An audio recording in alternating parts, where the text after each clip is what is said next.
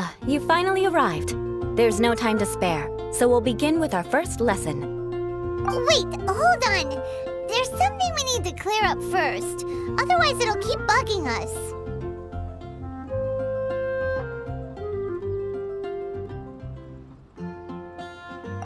So that's still on your mind, huh? Maybe you're the ones who can't let things go. Don't worry, there's a time and place for exacting vengeance. Besides, I'm not in the mood for any right now. Best save it for later. You need to be in the right mood for vengeance. I already have a long list of vengeance to exact.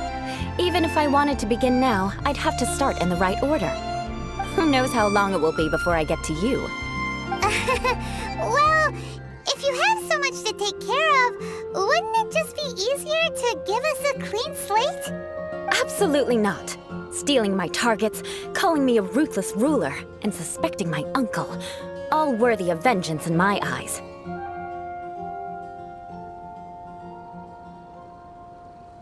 But you needn't worry, at least not whilst we're investigating this matter. I'm sure you're familiar with the phrase, a man of moral integrity fears no slanderous attack. If Uncle Schubert didn't commit any wrongdoing, then any such investigation will prove fruitless. But if he did commit a wrongful act, then he should bear the full punishment. I'm sure you understand. Good. Now, there are two key points that aristocrats attach great importance to: your manner of speech and your bearing. Let's begin with your manner of speech. Aristocrats have a very unique way of carrying conversation, even with mundane daily topics. Oh, Paimon's already learned some unique conversation. Mark my words, vengeance will be mine!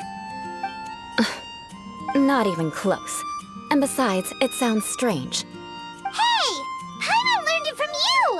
And didn't you say not to call others strange? It seems you don't respect the rules of your own clan. No, I've no need to trouble myself with such frivolous formalities. Here, allow me to demonstrate. For example, when greeting a friend, you could say, "As the morning dew greets the coming dawn, so do I greet you, my dear friend." As the morning dew does what now? However, such a phrase may only be used during the morning hours. Also, the party with whom you're speaking must be of approximately the same status as you. Morning dew is not uncommon, so it expresses that friendship should not be measured by value, yet also suggests that friendship between aristocrats is pure like water. Oh, no. You must be prudent with your words. Calling someone a good friend could easily offend them. But didn't you just say my dear friend in your example? Paimon's confused. Yes, I did. But you must know in the Lawrence family, dear friend is a set phrase that can only be used towards certain friends with whom one is acquainted, but not particularly close. It sounds much more pleasant to call an acquaintance a dear friend. So another thing to remember, aristocrats are concerned with face and being polite. However, if you were to use dear friend to address an intimate friend, the recipient would think that you were deliberately trying to estrange them.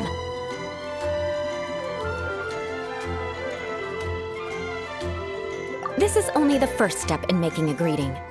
After addressing one another, you then exchange courtesies. Wait! This is all too abstract. Perhaps it would be better if you gave some real-life demonstrations. Ah, very well. Come with me. We'll choose some bystanders to converse with.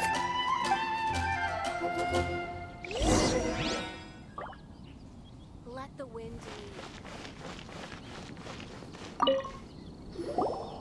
Oh, you're Eula of the Lawrence clan, right? This can't be good. You there, lowly laborer. You stand in the presence of a member of the illustrious Lawrence clan. I have words for you. Please acknowledge the glory bestowed upon thee by the nobility... What comes next? Oh, right. By solemnly kneeling to the ground with utmost sincerity. Huh? I can't make heads or tails of anything you're saying. Hold on. What did they always teach me? Whenever a dispute arises, Protection of your family's prestige and dignity always takes precedence. Got it. As a lowly commoner, you shall maintain absolute reverence when speaking with those under which you so graciously toil. How dare you speak in such a manner? Is everyone from the Lawrence clan so strange? The days of the Lawrence clan's tyranny have long passed. I don't care what you're trying to do, just beat it.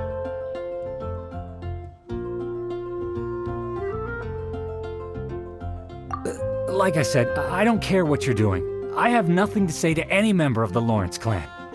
And here's a word of advice. I wouldn't be caught dead walking too closely with any one of their like in Mondstadt. If that's all, I'll be going. I'm afraid I won't be able to control myself if we talk any longer. Hey! Don't leave! Halt! Mark my words, vengeance will be mine! Wow, the Lawrence name really does carry a terrible reputation. Never mind him. I could have predicted as much. Let's find someone else.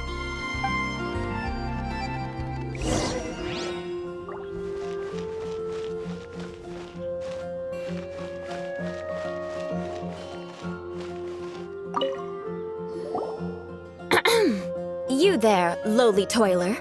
You stand in the presence of a member of the illustrious Lawrence clan. I have words for you. Please acknowledge the glory bestowed upon thee by the nobility, and solemnly kneel to the ground with utmost sincerity. Huh? Why don't you respond?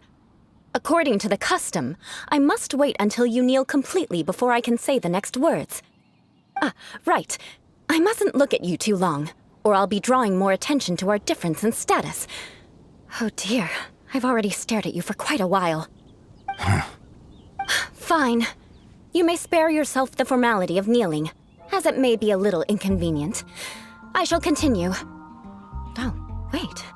I think there's a line for people with rude attitudes in this situation. Hey, stop bothering me or else I might say something you wouldn't like to hear. Then again, I've got no words for anyone from the Lawrence clan. Again? What's with this attitude?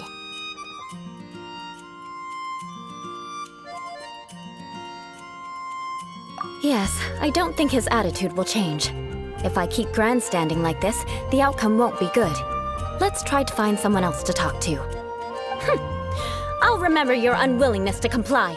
Mark my words, vengeance will be mine.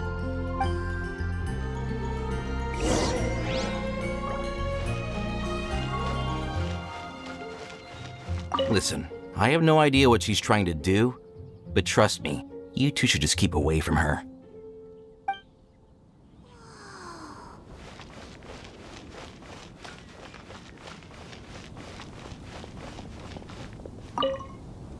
You there, lowly worker. Yeah, I've already heard it all before. Look, just spare me the time. Our answer's always the same. We've got nothing to say to the likes of you. I mean, seriously, can't you just take a hint? Please calm down. We don't want to cause any trouble. I know she's a knight of Favonius, and that the knights wouldn't misplace their trust, but the name Lawrence carries too much weight with it. Even to this very day, the descendants of the Lawrence clan are still scheming to reclaim Mondstadt and reinstate their aristocratic rule. And if that wasn't enough, here you are purposefully using their awkward way of speaking just to put on an act? Don't you care for the feelings of us ordinary folk? You have a point. But mark my words, this transgression will not go unnoticed. Huh? You want to fight? Listen here, I may be no match for you, but I'll be sure to lodge a complaint with the Knights of Favonius.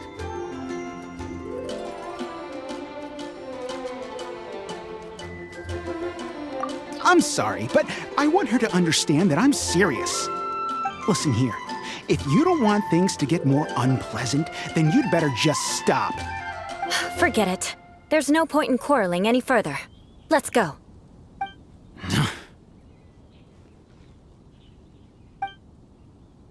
It's all right. This happens quite often. Let's find someone else to talk to. Paimon thinks we've seen enough now. Let's just stop. Actually, Paimon thinks we should apologize for asking you to demonstrate for us. We had no idea the feelings between the Lawrence clan and the people of Mondstadt were so bitter. What can we do? The Lawrence name is already a dirty word among every household in Mondstadt. Even 3-year-olds know the story. I see this kind of attitude all the time.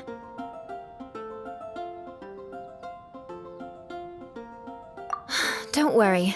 What with me being a Knight of Favonius, they're usually willing to speak a few words with me. Perhaps my aristocratic manner of speech provoked them today. Believe me, it's not a big issue. So this is the way things are normally for you? There's no need for them to direct their anger at you personally. That's the way things are. Perhaps it's just fate for those who have made mistakes. Accepting punishment is only fair, right? But when your family has committed atrocities, I'm afraid there's no easy path to reconciliation. As memories are carried in the city breeze, the faults of such grievances are passed from one generation to the next. It is now my turn to bear this burden. At least I have a means of living a relatively normal life compared to the elders of my family. I have nothing to be discontented about. Yeah, why were you so willing to try and demonstrate for us? Oh, that reminds me. That last person will not escape my vengeance either. Let's leave it at that. Just think of it as something I like to do. But unfortunately, you probably didn't learn much from those conversations. It seems we have no other choice but to find more people to talk to. No need! Besides, the Traveler's pretty sharp, and nothing gets in our way on an adventure. Paimon thinks we got the gist of it now. Right? Right?